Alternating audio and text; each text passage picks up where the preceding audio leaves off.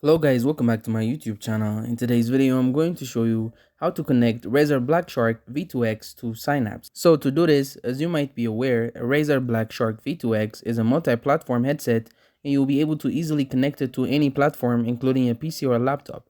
Now you might be curious on how to make it show up on Synapse.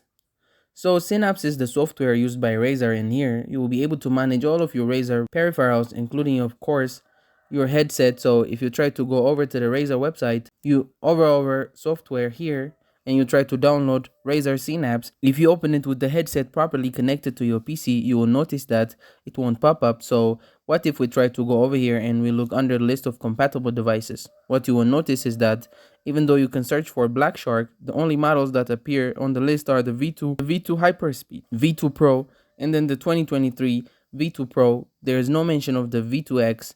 As you can see, if we look specifically for the V2 X, nothing pops up. Even if we remove Blackshark, the only V2 X model that they have are related to mouse, and then other headset models, the Levan and normal. So basically, to answer the question in the title of this video and to summarize it all, it's impossible to connect the Blackshark V2X to the Razer Synapse software because the V2X is primarily designed to be sort of a budget headset which is plug and play for multiple platforms. It seems like they decided against adding support for it to Synapse.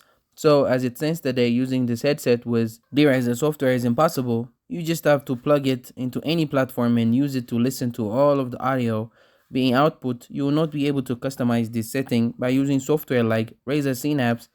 And that's it. Thank you guys for watching this video. If this video was helpful, don't forget to like and subscribe to my YouTube channel.